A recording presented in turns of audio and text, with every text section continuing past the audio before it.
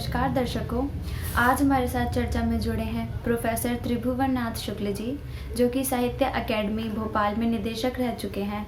चर्चा शुरू करने से पहले मैं आपको एक ज़रूरी सूचना बताना चाहती हूँ।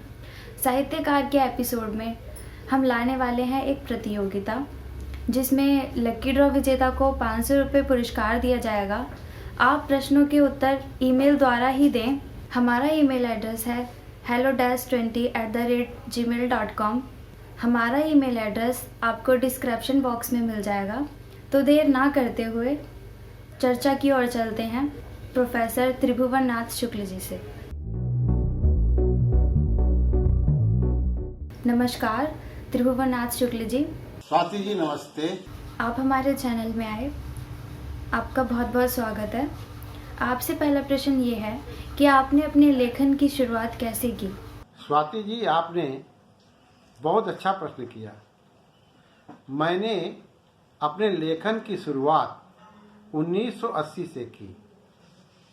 आपको स्मरण होगा कि इलाहाबाद से सरस्वती पत्रिका निकलती थी।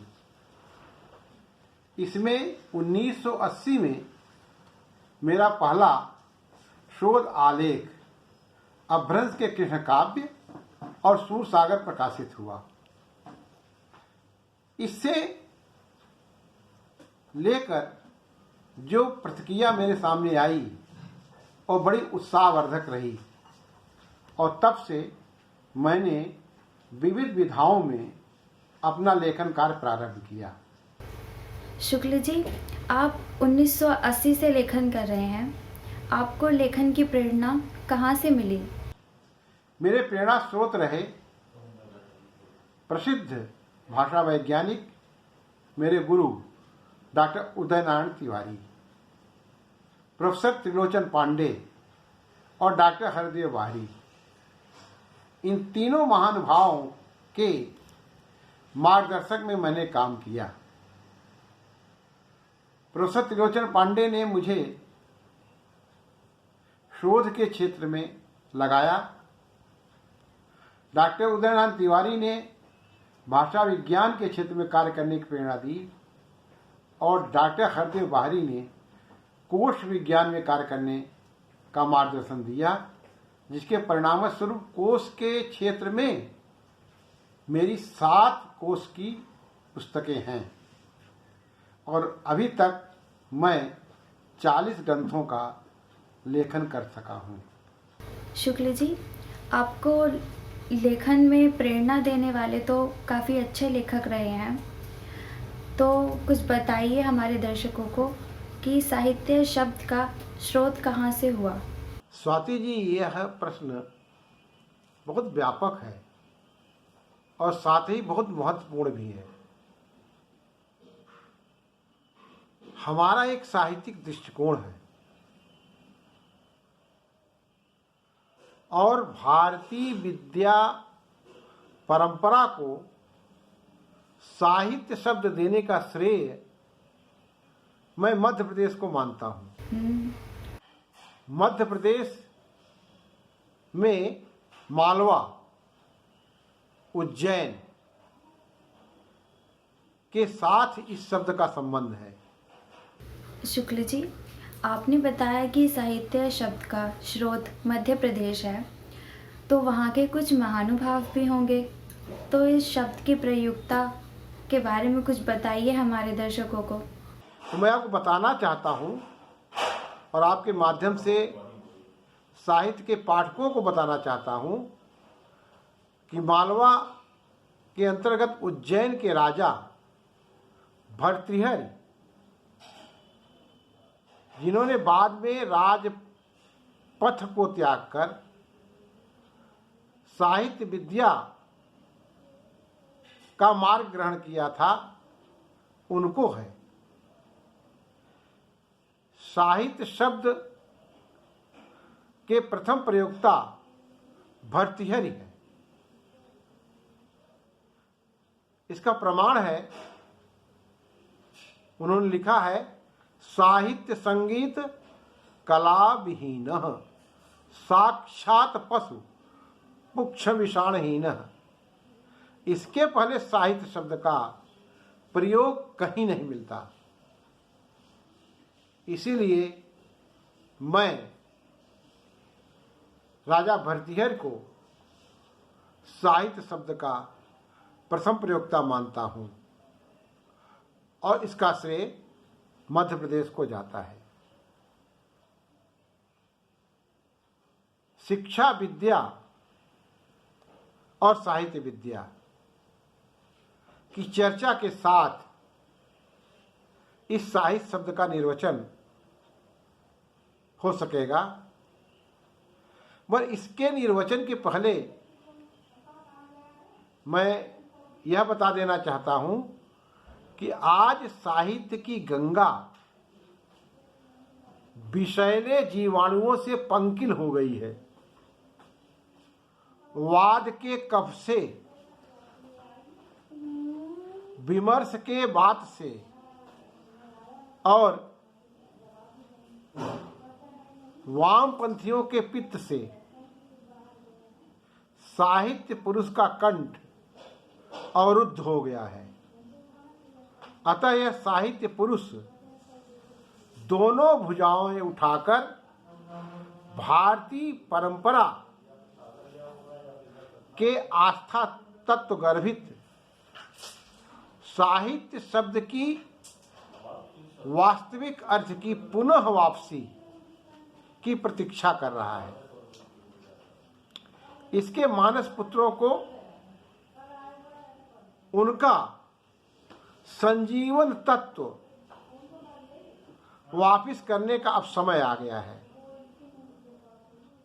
जब हम इस रूप में साहित्य शब्द के निर्वचन की ओर उद्यत होते हैं या साहित्य शब्द पर विमर्श करने के लिए तत्पर होते हैं, तो सबसे पहले राजशेखर का स्मरण होता है। राजशेखर ने साहित्य को पंचमी विद्या माना है। वहां राजशेखर ने बताया अन्वीक्षिकी, त्रयी, वार्ता और दंडनीति। कौटिल्य ने अपने ग्रंथ अर्थशास्त्र में कहा अन्वीक्षिकी, त्रयी, चेती। इन चार विद्याओं के साथ राजशेखर ने साहित्य को पंचमी विद्या माना। दर्शकों, अब आ गया है प्रश्न का समय। प्रश्न ये है कि भारतेंदु जी को लेखन की प्रेरणा किससे मिली? आपके सही जवाब हमें 13 फरवरी तक मिल जाने चाहिए ईमेल द्वारा। अगर आपके जवाब 13 फरवरी तक नहीं मिले, उसके बाद आते हैं, तो उस पर कोई विचार नहीं किया जाएगा। आप अपने जवाब कमेंट में ना देकर ईमेल द्वारा ही दें।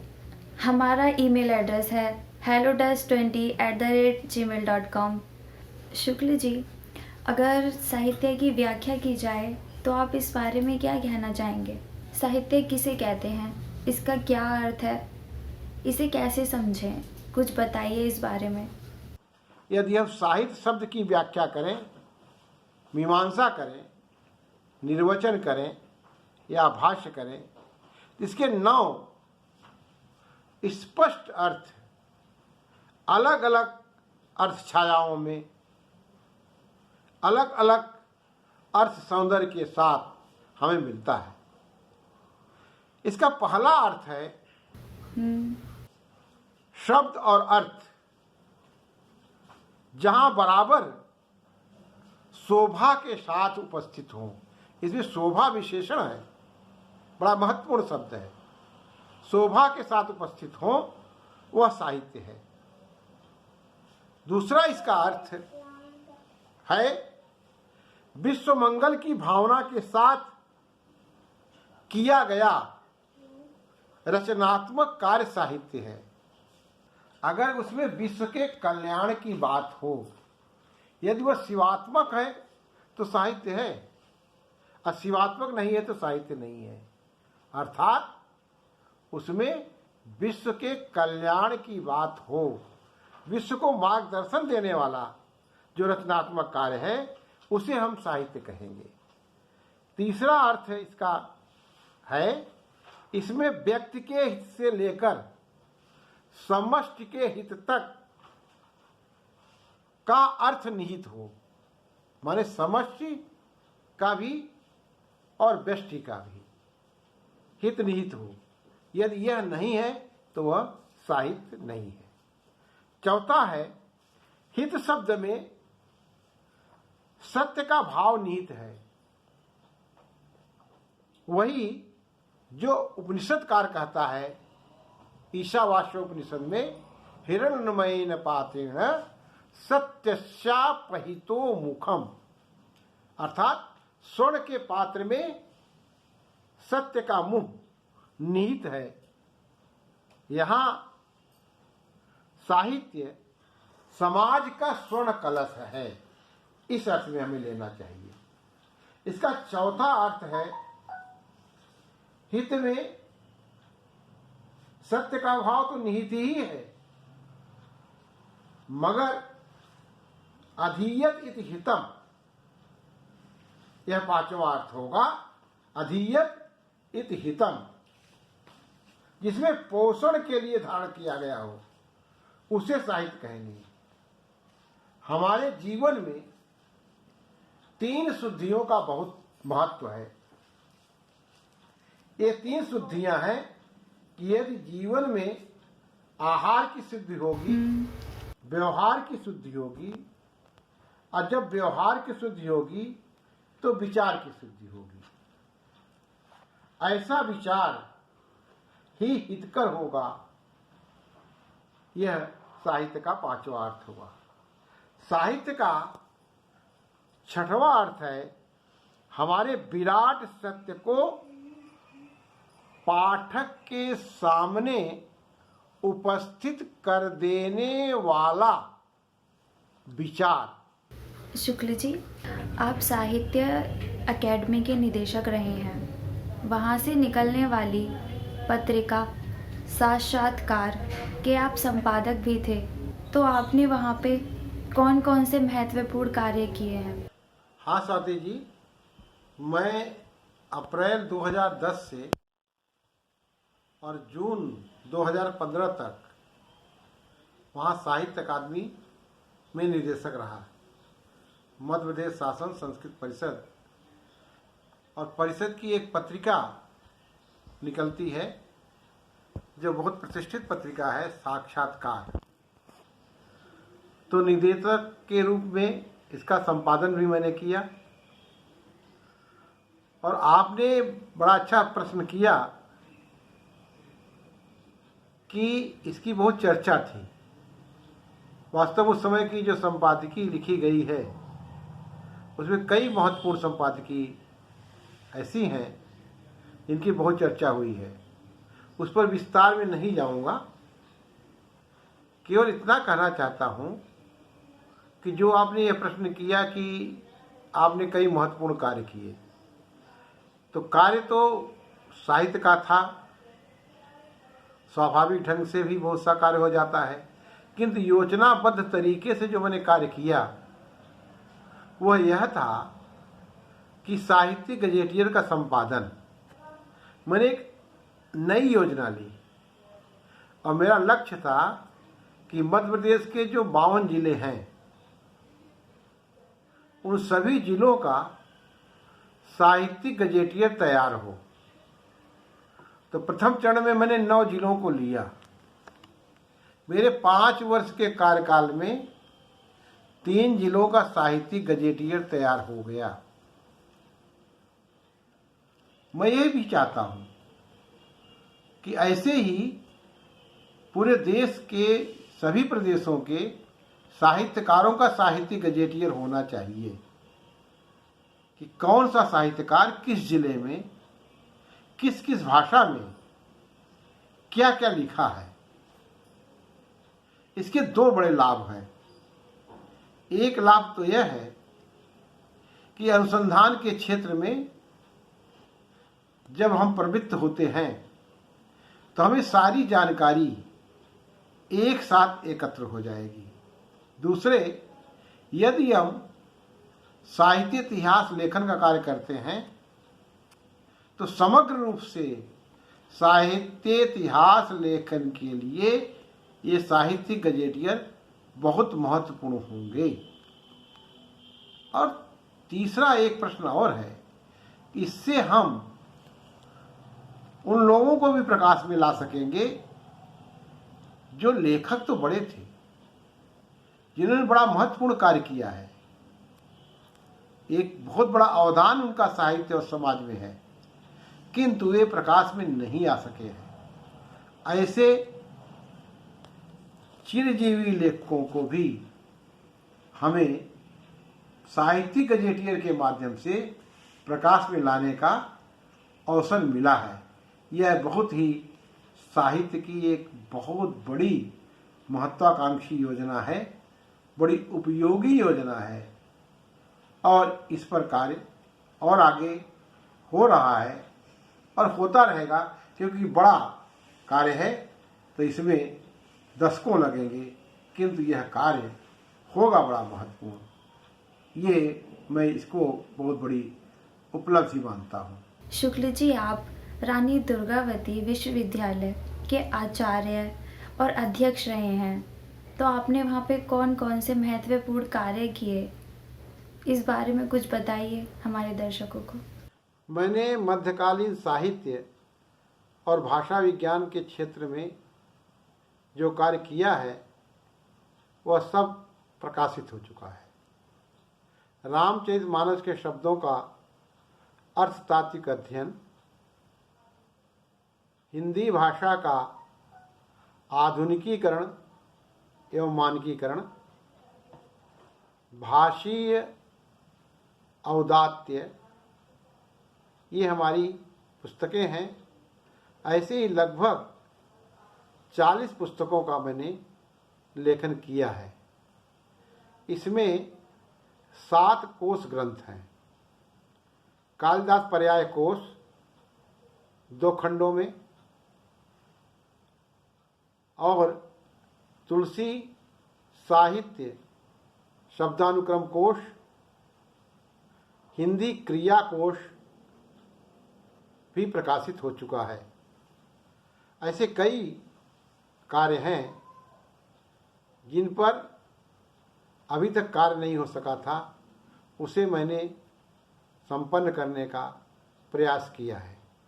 शुक्ल जी, हमारे दर्शकों को शब्द और अर्थ के बारे में कुछ बताइए। शब्द का क्या अर्थ है, अर्थ का क्या अर्थ है?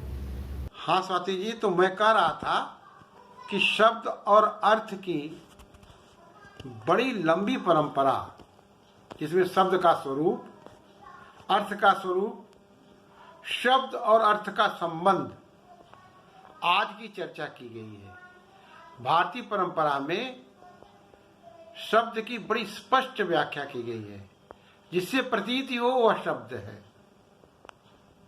और अर्थ की बात कही गई है, जिस शब्द से जिस अर्थ की अनुभूति हो वह अर्थ है, मतलब अर्थ का अर्थ। यस्मितु चरिते शब्दे यदा यो अर्थ प्रतीयते तमाहु अर्थ शब्दस्य नान्यत अर्थस्य लक्षणम।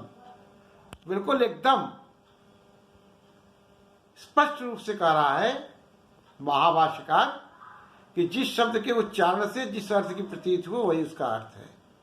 और कहना है नान्यत अर्थस्य लक्षणम, अर्थ का दूसरा लक्षण नहीं है। जबकि पश्चिम में ऐसी बात नहीं है। वहां जब वर्ड और मीनिंग की परिभाषा दी जाती है तो सबसे पहले कह दिया जाता है word can not be defined, meaning can not be defined. मगर हमारी भारतीय परंपरा में बड़ी निर्भ्रांत और स्पष्ट और बड़ी ही संक्षिप्त रूप से व्याख्या कर दी गई है।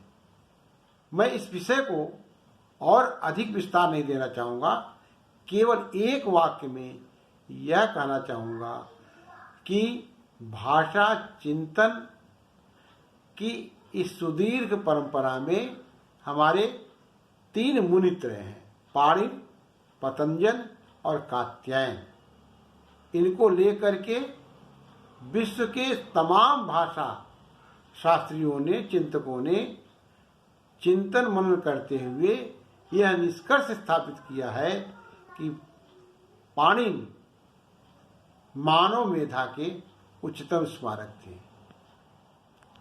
इतना ही कहकर मैं अपनी बात को समाप्त करना चाहूँगा और इसी के साथ एक शब्द और जोड़ देना चाहता हूँ कि हमें इस परंपरा में भर्तृहरि के वाक्य पदीयम का विस्मरण नहीं करना चाहिए। यह भारतीय व्याकरण दर्शन का एक बहुत बड़ा ग्रंथ है।